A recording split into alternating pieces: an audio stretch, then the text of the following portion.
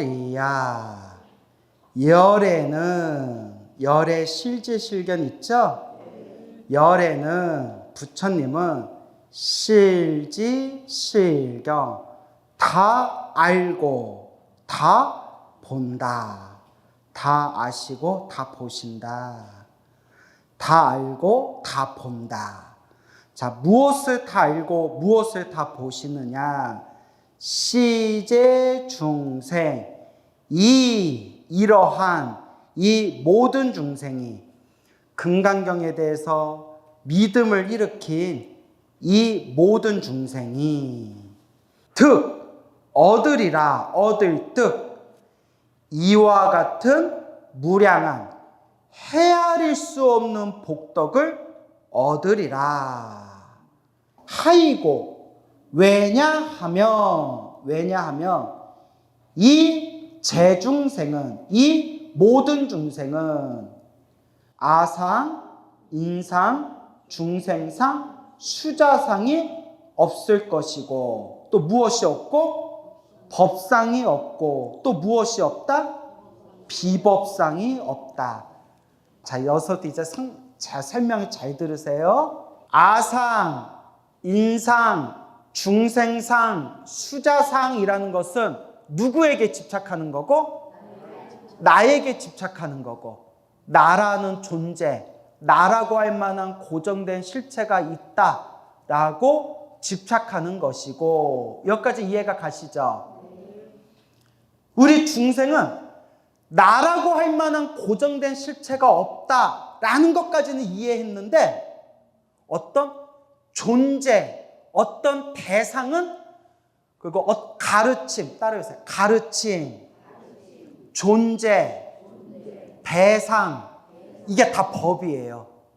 가르침이라고 하거나 어떤 존재나 어떤 대상은 그래도 고정된 실체가 있다라고 집착을 계속 한다는 거예요. 그러니까 나라고 할 만한 고정된 실체가 없다는 것까지는 알았는데 무엇에 집착한다? 가르침, 그 다음에 존재, 그 다음에 대상이라고 할 만한 고정된 실체가 있다라고 집착을 한다는 거예요. 예를 들어서 비유를 들어버릴게요. 아상, 인상, 중생상, 수자상, 아뜨만, 그 다음에 부드갈라, 그 다음에 사트바, 그 다음에 지바라고 할 만한 아상, 인상, 중생상, 수자상이라고 한문으로 번역된 뭐라고 표현하든 나라고 할 만한 고정된 실체가 없다라는 것까지는 알았는데, 나라고 할 만한 고정된 실체가 없다라는 그 가르침은 고정된 실체가 있다라고 집착을 해버리는 거예요. 이걸 가르침에 대한 집착이라고 해요. 무엇에 대한 집착? 가르침에 대한 집착. 그것도 법상이에요. 법이라는 뜻 안에 가르침, 존재, 대상, 현상, 그런 수많은 뜻들이 있거든요.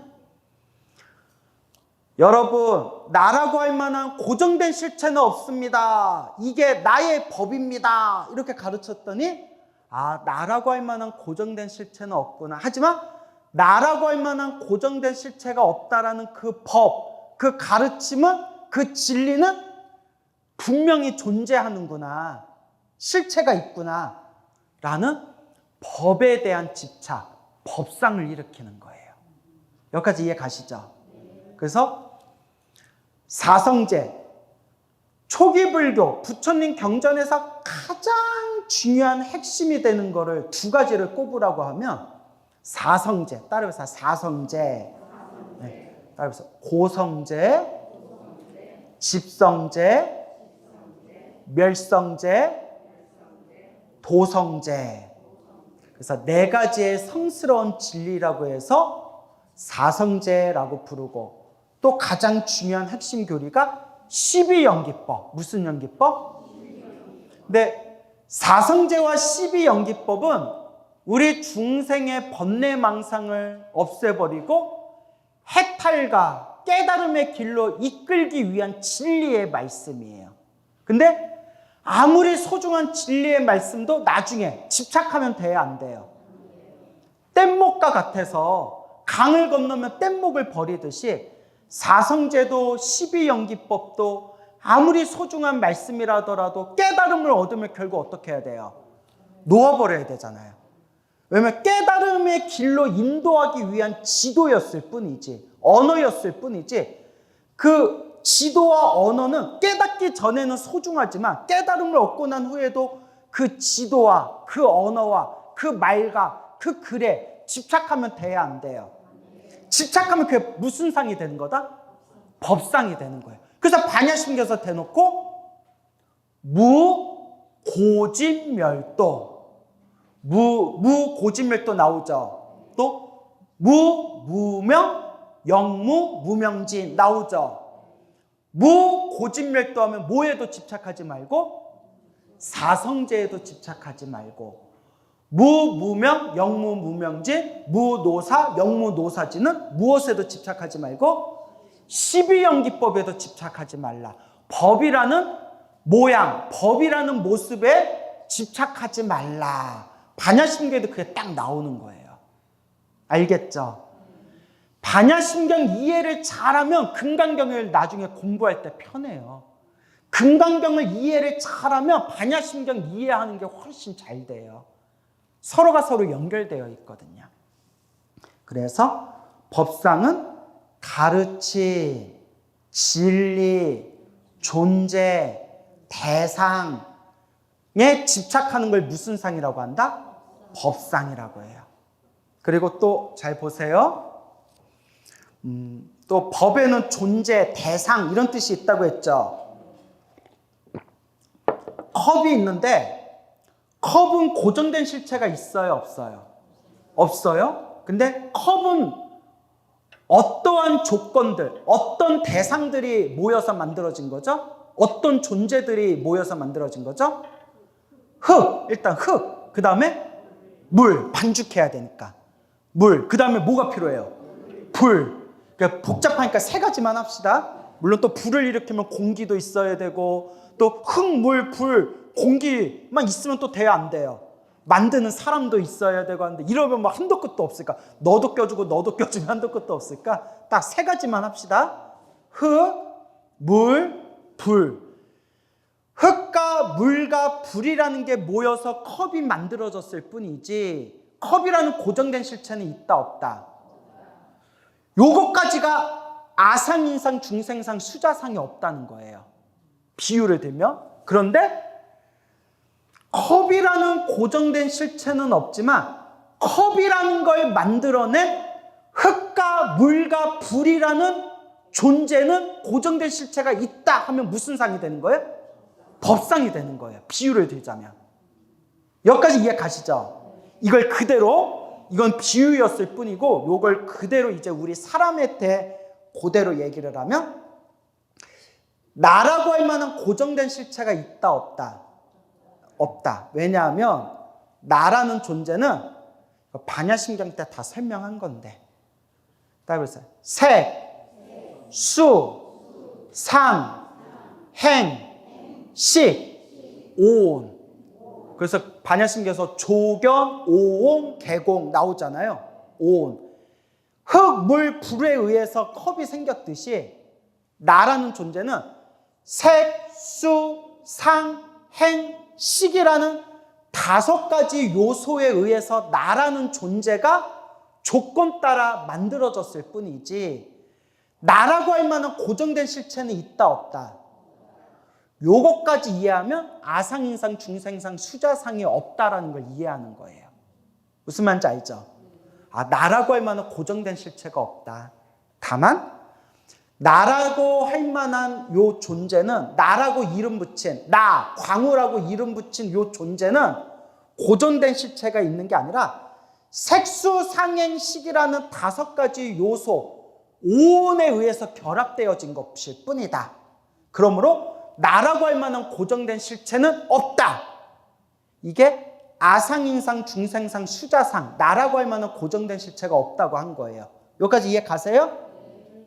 이해 잘 못하는 것 같은데. 예? 이해했어요? 근데 여기서 이제 나라고 할 만한 고정된 실체는 없는데 나라고 이름 붙이게끔 만든 색수상행식이라는 요소는 실체가 있다 하면 무슨 상이 되는 거예요? 그게 법상이 되는 거예요. 존재, 대상에 대해서 고정된 실체가 있다고 생각하니까. 이해가 가세요? 다시요. 나는 여태껏 나라고 할 만한 고정된 실체가 있다고 생각했어요.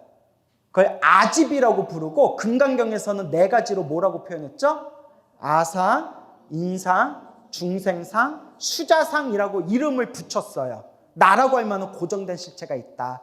저기서는 아상, 아트만이라고 부르고 저기서는 뿌드갈라, 인상이라고 부르고 저기서는 사트바, 중생상이라고 부르고 저기서는 지와, 수자상이라고 부르고 나라고 할 만한 고정된 실체가 있다. 그냥 이름만 서로 다르게 붙였을 뿐이지 나라고 할 만한 고정된 실체가 있다라고 생각을 했는데 부처님 가르침을 공부하고 내가 수행을 했더니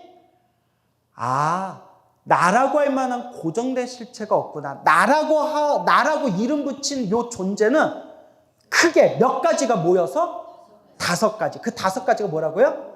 색, 수, 상, 행, 식이 임시로 모여서 인연 따라 모여서 나다, 광우다, 너다, 거식이다 이름 붙였을 뿐이지 색수상행시의 5가지 요소로 인해서 나라는 존재가 결합되었을 뿐이지 나다, 내 것이다 라고 할 만한 고정된 실체가 없었구나.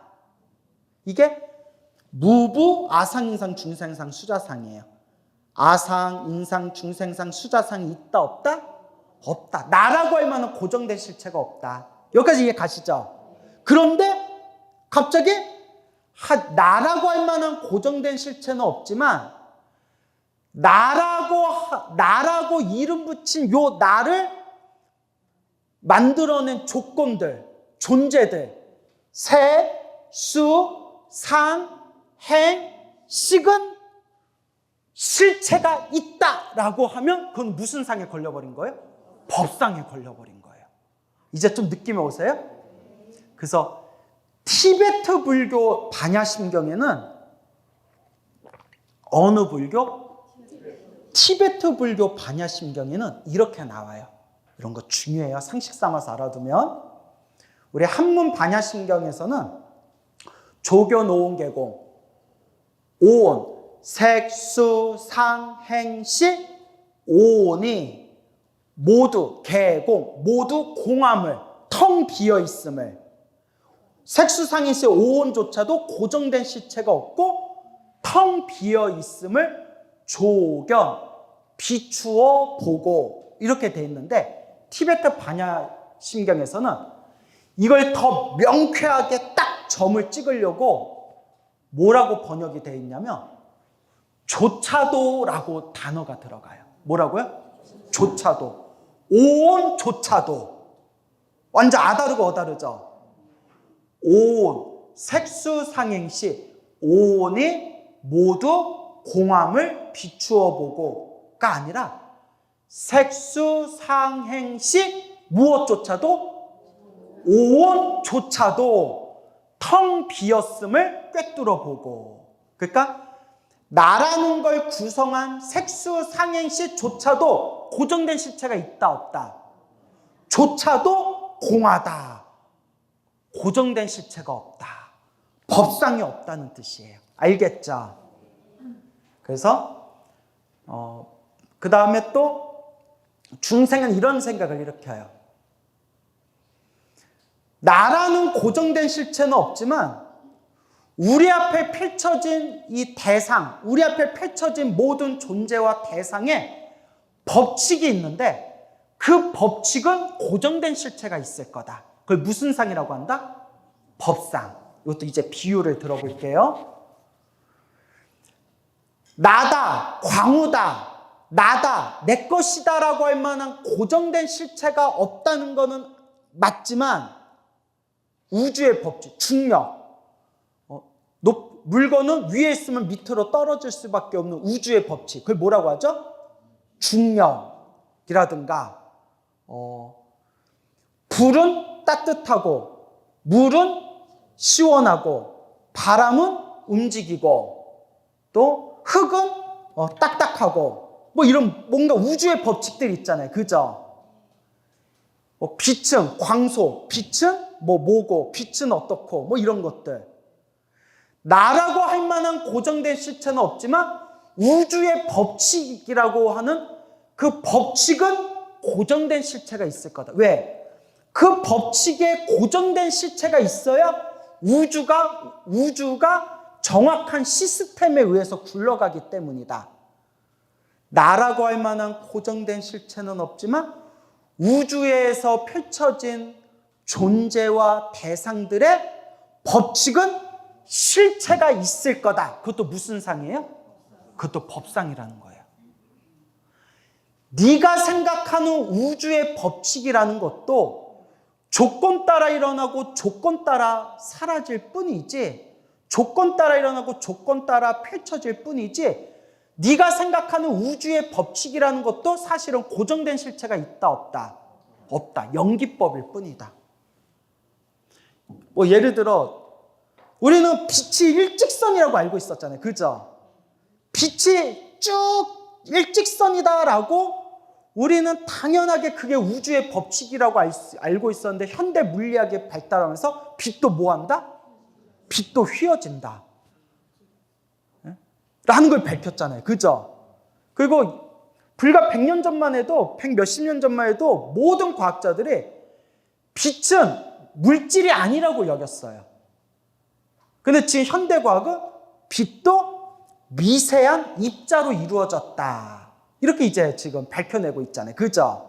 그러니까 우리가 알고 있는 우주의 법칙도 끊임없이 뭐 다 알지도 못할 뿐더러 우주의 법칙을 우리가 완벽하게 이해한다면 우리가 얻을 수 있는 결론은 우주의 법칙이라는 것도 정확하게 시스템으로 프로그래밍 되어진 시스템이 있는 게 아니라, 고정된 실체가 있는 게 아니라 하나의 조건 따라서 일어난 현상일 뿐이다라는 걸 발견하게 된다는 거죠. 이걸 2600년 전에 부처님이 다 얘기해 놓으신 거예요. 그래서 과학자들이 불교 공부하면서 깜짝깜짝 놀란대요. 내가 AI하고도 대화를 막 해봤거든요. AI조차도 뭐라고 얘기하냐면 현대 물리학의 최고 수준이 양자 물리학이래요. 현대 과학이 밝혀낸 최고의 정점이 양자 물리학인데, 현재까지 밝혀진 양자 물리학의 논리와 불교의 공사상이 똑같대요. 논리가 똑같대요. AI한테 맞아 했더니 맞습니다. 정확합니다. 뭐 그런 수많은 논문들도 나오고 있고, 현대의 수많은 양자 물리학자들이 불교의 특히 공사상에 대해서 많이 언급하고 있습니다. 그렇게 나와요. 재밌죠? 그러거나 말거나 일단 깨쳐야 돼요. 뭐 우리가 뭐 과학자 될 건 아니잖아요. 말하다 보니까. 예.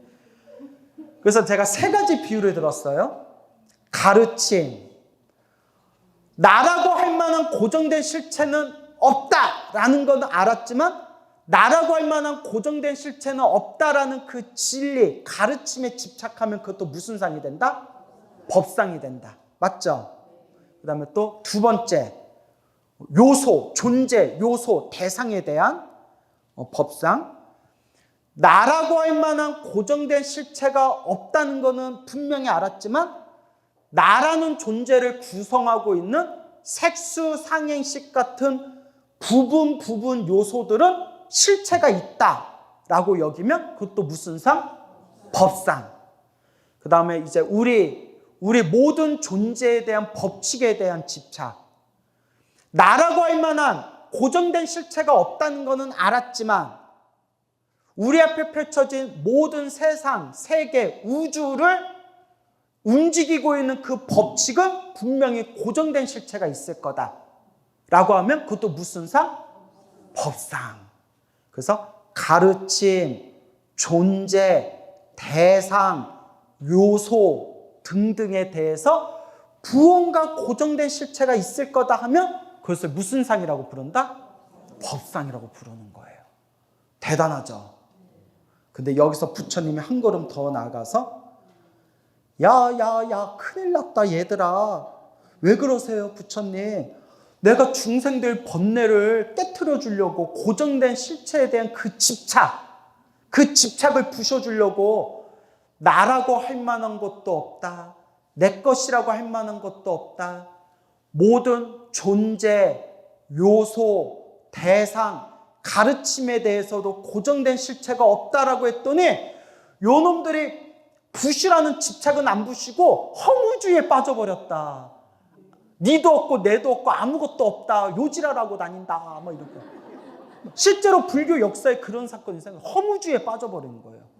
공사상이 번뇌, 망상, 집착을 깨트리기 위해서 공사상을 설하셨는데 공사상을 허무주의로 받아들여가지고 오히려 어리석음에 빠져버리는 거예요. 그래서 제가 늘 당부드리죠. 공사상을 올바르게 이해하면 허무주의가 아니라 뭐가 나와야 된다고요? 지혜와 자비가 나와야 된다. 자비가 나와야 돼. 알겠죠? 허무주의가 나온 게 아니라 자비가 나와야 돼요. 이거 절대 잊어먹으면 안 돼. 알겠죠? 공사상 잘못 공부해가지고 이상해진 사람들이 많아요. 역사적으로. 허무주의에 빠져서. 다시 명심하세요. 부처님의 공사상을 잘못 공부하면 무슨 주의에 빠진다? 허무주의에 빠지고. 부처님의 공사상을 올바르게 이해하면 뭐가 나와야 된다? 자비, 지혜가 나와야 된다. 자비가 나와야 된다. 알겠죠? 그거 명심하셔야 돼요. 중요한 거예요. 그래서 부처님께서 내가 중생들 번뇌망상과 집착을 부셔버리려고 나라고 할 만한 고정된 실체도 없다. 법이라고 할 만한 고정된 실체도 없다. 무, 아상인상, 중생상, 수자상, 무, 법상. 이것을 설했더니 뭐에 빠져버리더라? 허무주의에 빠지더라. 그 허무주의가 뭘까요? 비법상. 아상인상, 중생상, 수자상, 나라고 할 만한 고정된 실체가 없다라고 설하셨죠. 나아가 법상, 가르침, 존재, 대상, 요소 등에 대해서 그 어떤 것도 고정된 실체가 없다. 법상, 법이라는 상, 모양이 없다라고 설하셨죠. 그러니까 아무것도 없대. 이런 허무주의에 빠지니까 부처님이 법이 아니라는 상도 있다 없다? 없다. 허무주의. 법이 아니라는 상도 없다. 허무주의에 빠지면 된다 안 된다? 안 된다는 거예요. 비법상의 허무주의예요. 법. 아까 법상, 법이 무슨 뜻이 있다고 했어요? 가르침, 진리, 존재, 대상, 요소 등등의 뜻이 있다고 했죠. 근데 비법상, 비법. 법이 아니다라는 상에 빠지면 진리도 없다. 가르침도 없다. 대상도 없다. 존재도 없다. 요소도 없다. 이게 무슨 주의예요? 허무주의잖아요. 그러니까 부처님이 나라고 할 만한 고정된 실체가 있다 없다? 없다. 법이라고 할 만한 고정된 실체가 있다 없다? 없다. 하지만 법이 아니라고 하는 고정된 실체도 있다 없다? 없다. 있다라고 집착하면 부처님이 뭐라고 설하신다? 없다라고 설하시고, 없다라고 집착하면 뭐라고 설하신다? 있다라고 설하시고, 있다와 없다를 결국 뭐 하는 게 부처님 법의 핵심이다? 있다라는 집착과 없다라는 집착을 다 완전히 벗어나는 거. 그래서 따라해보세요. 무주, 머무름이 없는 거. 머무름이 없다는 거 완전한 자유, 완전한 해탈이잖아요. 그래서 무부, 아상인상, 중생상, 수자상. 부가 다시 부자죠? 다시 아상, 인상, 중생상, 수자상이 없고, 무법상, 법이라는 상이 없고, 또한 또한 비법, 법이 아니라는 상도 없다. 그대로 하면 나라고 할 만한 고정된 실체가 있다 없다.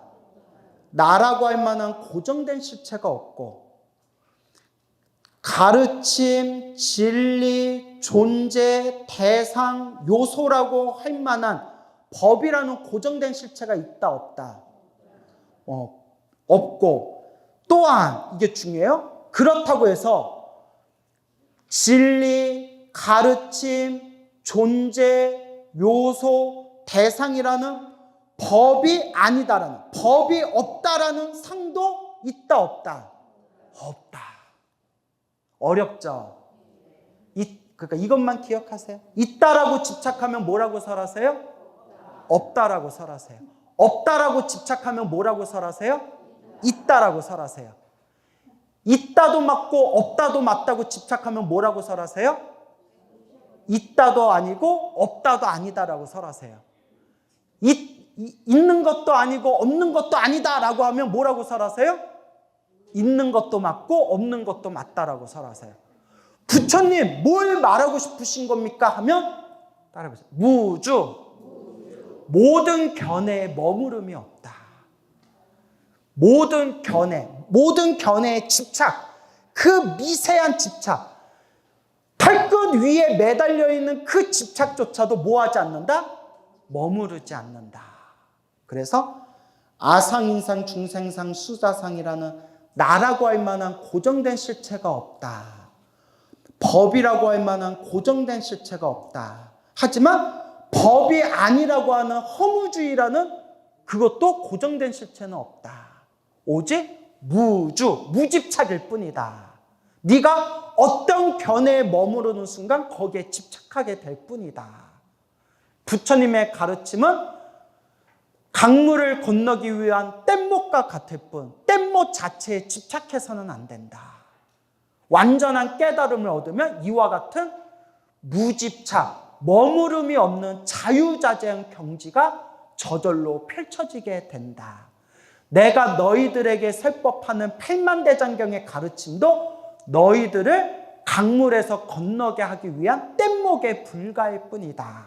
그래서 부처님께서 말씀하시기를 내가 45년 동안 설법했지만 한 글자도 설한 바가 없다. 왜냐? 부처님은 수많은 설법을 했지만 부처님의 수많은 설법도 뭐 할 바가 없다? 집착할 바가 없게, 머무를 바가 없기 때문에. 알겠죠? 그래서 금강경은 무집착의 경전이에요. 무엇의 경전? 무집착의 경전. 근데 여러분 아직 강물을, 바다를 건너기도 전했는데 뗏목에 집착을 안 해버리면 어떻게 될까요? 물에 빠져서 죽는 거예요. 그러니까 언제 뗏목도 버려야 되는 거예요? 섬에 도착했을 때 뗏목을 버리듯이 경전도 언어 문자에 불과할 뿐이지만 여러분들이 완전히 깨달아서 부처님과 똑같은 경지가 되었을 때 그때도 이제 경전을 그때 버려야 되는 거예요. 지금은 버리면 된다 안 된다? 지금 경전을 버리고 지금 가르침을 버리면 우리 다 죽는 거예요. 전문 용어로 다 뒤지는 거예요. 우리. 네? 큰일 나는 거예요. 그러니까 지금 버리시면 안 돼요. 알겠죠? 그래서 금강경이나 반야신경이나 공사상에 담겨있는 가르침을 사람들이 잘못 공부하면 어디에 빠지게 된다? 허무주의에 빠지게 된다. 알겠죠? 요것만 읽고 끝내겠습니다. 수보리야, 열애가 실지실경, 다 알고 다 본다.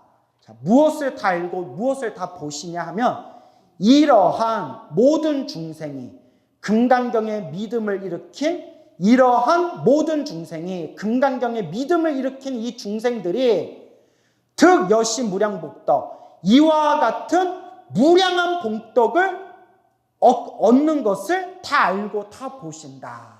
이 무량한 복덕이 뭐라고 했어요? 깨달음. 부처님과 똑같은 깨달음. 금강경에서 말하는 무집착의 깨달음.